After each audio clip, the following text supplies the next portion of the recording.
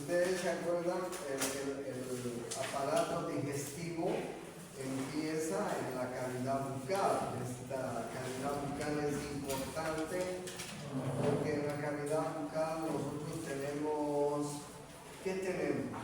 Tenemos los dientes, tenemos la lengua, tenemos las glándulas salivales, que conforman parte del aparato digestivo, porque ahí en la cavidad bucal comienza la digestión.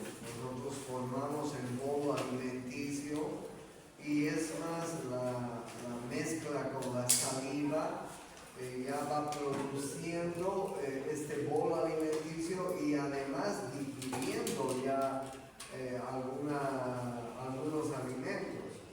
Por ejemplo, hidratos de carbono pesados como los almidones son digeridos ya en la cavidad bucal en parte.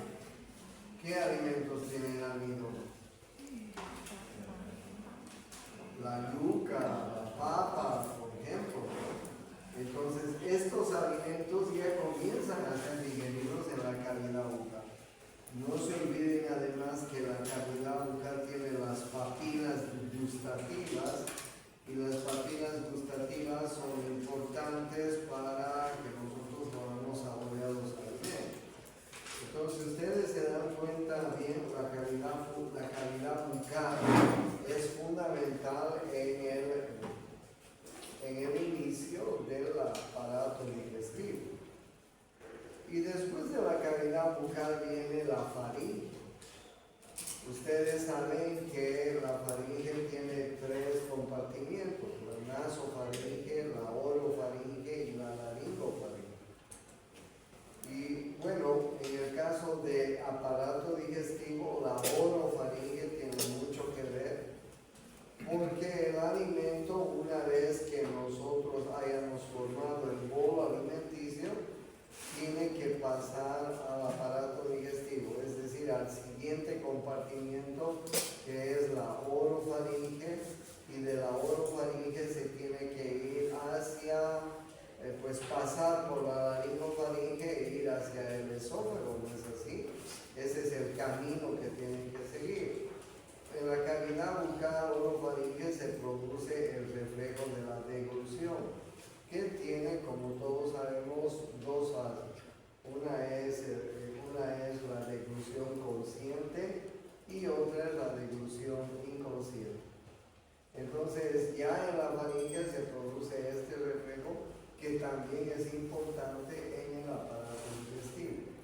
Cuando nosotros estamos deglutiendo, el paladar blando tapa la nasofaringe y el alimento se va a ir para atrás. En la parte de la laringofaringe, la laringe tiene la suficiente capacidad para cerrarse y dejar que los alimentos no entren a la vía respiratoria. Los alimentos pueden entrar a la vía respiratoria, pues nunca, normalmente no es así, nunca pueden entrar normalmente. Los alimentos tienen que ir a la vía digestiva, es decir, tienen que ir al esófago. Entonces, miren dónde empieza aproximadamente el esófago, según nos cuentan los anatomistas. Aproximadamente el esófago va a iniciarse en una línea imaginaria que nosotros hacemos a nivel del cartílago a nivel inferior del cartílago cricónico. Imagínense, voy a hacer una línea imaginaria, ¿ok? Una línea imaginaria. Entonces, más o menos a ese nivel empieza el esófago. En el borde inferior del cartílago cricónico. Miren ustedes, más o menos C6, C7 empieza el esófago. Entonces el esófago, ustedes pueden ver, tiene un esófago cervical en el cuello, tiene un esófago torácico en el tórax y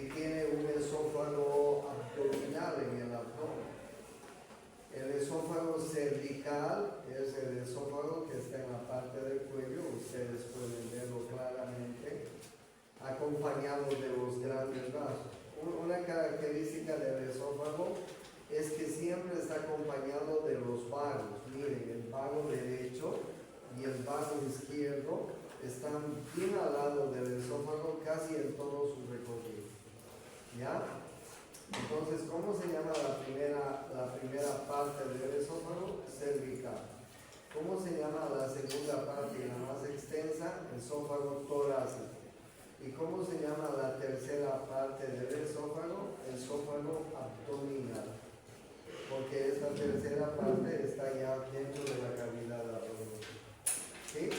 ¿Cuánto mide el esófago? El esófago más o menos mide 25 centímetros desde más o menos el origen donde empieza, que es a nivel del borde, a la altura del borde inferior del cartílago cricoides. Hasta ahí se extiende la faringe. Hasta ahí se extiende la faringe. Y en el borde inferior del cartílago cricoides empieza el esófago. Mide 25 centímetros. Si alguna vez ustedes quisieran saber cuánto mide desde la fosa nasal o desde la cavidad bucal hasta donde empieza el esófago, aproximadamente hay 15 centímetros. Aproximadamente hay 15 centímetros. Y desde donde empieza el esófago hasta donde empieza el estómago, hay 25 centímetros. El esófago mide 25. Entonces, bien, si yo les digo, y el estómago mide 25 centímetros también. Si yo les pido a cualquiera de ustedes, doctor, por favor, ponga una sonda nasogástrica a este paciente, ¿cuánto tendrían que meterle la sonda nasogástrica? Hasta llegar al estómago. Pero no se olviden que el estómago mide 25 centímetros. ¿Ok? Si quieren llegar claro, en la puerta del estómago hay 40 centímetros. Si quieren llegar al estómago, pues brínquenle unos 15 centímetros más para estar seguros de que están en el estómago. Porque el estómago mide 25 centímetros.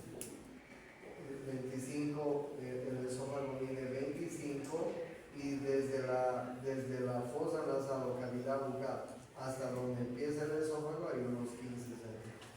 Evidentemente hay 40 centímetros hasta el estómago, hasta donde empieza el estómago. Pero no se olviden que el estómago mide 25 centímetros. ¿Ok? El esófago tiene 4 estrecheces que son muy importantes que los médicos conozcamos. Porque muchas veces algunos alimentos y algunos objetos se atascan en las estrecheces del esófago. Por ejemplo, canicas, por ejemplo, prótesis dentarias, por ejemplo, huesos, algunos cartílagos que tiene el pollo, en fin, de alimentos que comen. ¿Dónde están las estrecheces del esófago? La primera estrechez está a nivel de donde nace, a nivel del cartílago cricoides. Se llama la estrechez cricoidea. ¿Ok? La segunda estrechez está a nivel del callado de la aorta. El callado de la aorta se apoya sobre el esófago y lo estrecha un poco. Esa es la segunda estrechez. La tercera estrechez está a nivel del bronquio principal izquierdo. El bronquio principal izquierdo también se apoya sobre el esófago y lo estrecha. Esa es la tercera estrechez. Y la cuarta estrechez está a nivel del hiato esofágico en el diafragma. ¿Cuántas estrecheces tiene el esófago? 4 estrecheces. La primera a nivel del cartílago cricoideo, la segunda la estrechez que produce el callado de la aorta, la tercera la estrechez que produce el bronquio principal izquierdo y la cuarta a nivel del hiato esofágico. 4. ¿Ok? ¿Cuántas partes tiene el esófago? El esófago tiene 3 partes. El esófago cervical, el esófago torácico y el esófago abdominal. Siempre acompañado por los vagos. Siempre acompañado por los vagos. ¿Ok? Si nosotros hacemos un corte en el esófago, nos vamos a encontrar que el esófago tiene una capa adventicia en la parte externa, tiene una doble capa muscular debajo de la adventicia. Miren ustedes, fibras musculares longitudinales y circulares, y tiene además una submucosa y una mucosa. En realidad, todo el tubo digestivo tiene una doble capa muscular, excepto el estómago que tiene triple capa muscular, el tubo digestivo. Y como ustedes están viendo, en el esófago también hay una doble capa muscular. Una capa muscular producida por fibras musculares longitudinales, una capa muscular por fibras musculares circulares. Debajo de la adventicia y de la capa muscular está la mucosa y la submucosa del esófago, donde vamos a tener glándulas mucosas. ¿Para qué son las glándulas mucosas que fabrican las glándulas ahí? ¿Para qué sirve el moco? Para lubricar, para lubricar. El alimento, les cuento que en el esófago tarda aproximadamente entre 2 a 3 segundos en pasar.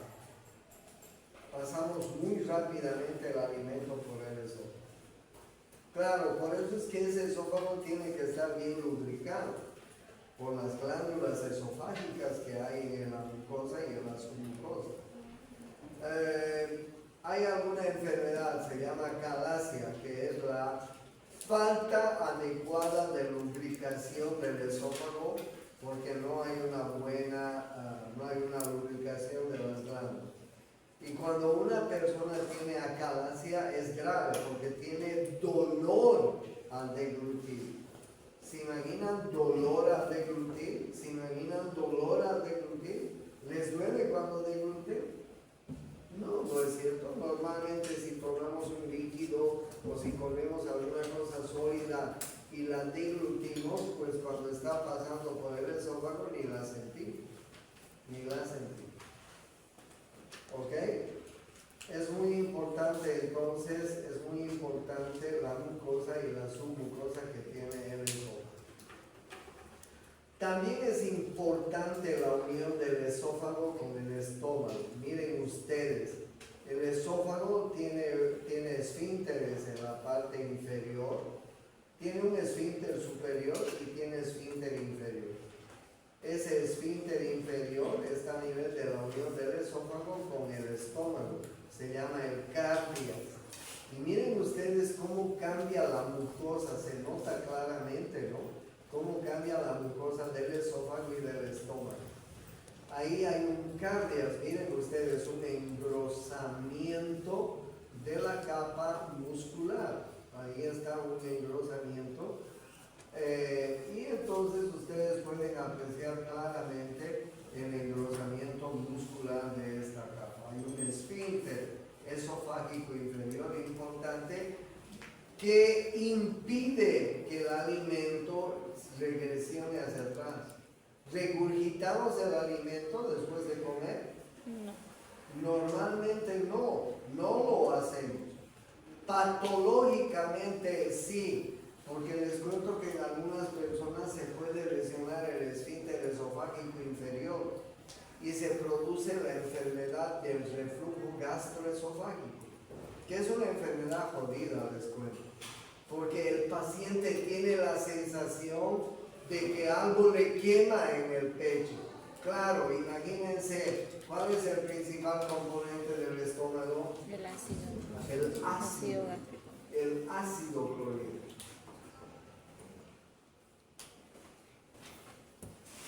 Entonces, imaginan que una persona regurgite ese ácido hacia el esófago, pues le va a quemar, ¿no?